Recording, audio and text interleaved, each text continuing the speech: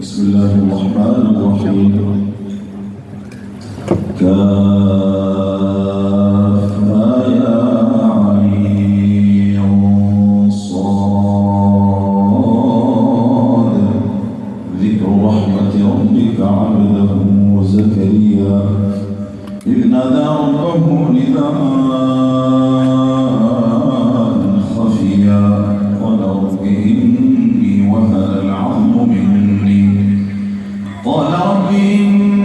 وهن العظم مني واشتعل الرأس شيبا ولم أكن بدعائك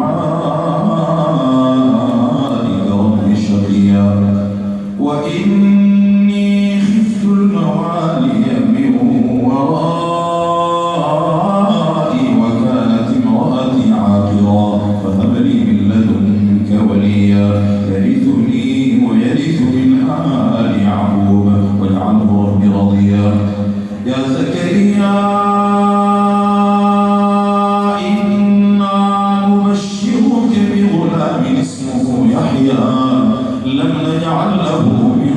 قبل سميا قال رب أنى يكون لي غلام وكانت امرأتي عاقرا وقد بلغت من الكبر عتيا قال كذلك قال ربك هو علي هين وقد خلقتك من قبل ولم تك شيئا قال رب اجعل لي آية قال آيتك ألا تكلم الناس 3 ليال سويا فخرج على قومه من المحراب فأوحى إليهم أن سبحوا بكرة وعشيا يا يحيى خذ الكتاب بقوة وآتيناه الحكم صبيا وحنانا من لدنا وزكاة وكان تقيا وبرا بوالديه ولم يكن جبارا عصيا وسلام عليه يوم ولد ويوم يموت ويوم يبعث حيا واذكر في الكتاب مريم إذ انتبذت من أهلها مكانا شرقيا فاتخذت من دونهم حجابا فأرسلنا إليها روحنا فتمثل لها بشرا سويا قالت إني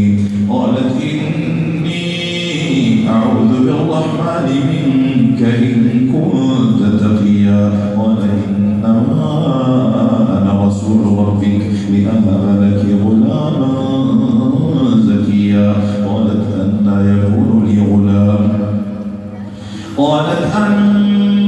يكون لي غلام ولم يمسسني بشر ولم أك بغيا قال كذلك قال ربك هو علي هين وإلى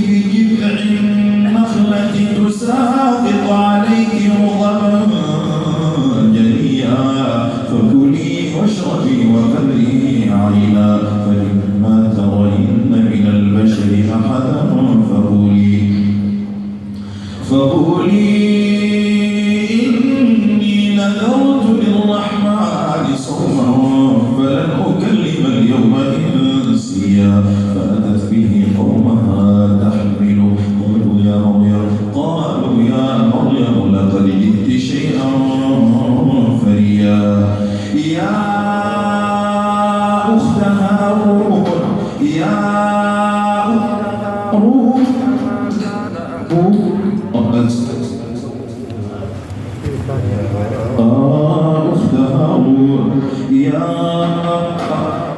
هارون ما كان أبوك امرأ سوء وما كانت أمك بغيا، فأشارت إليه. قالوا كيف نكلم من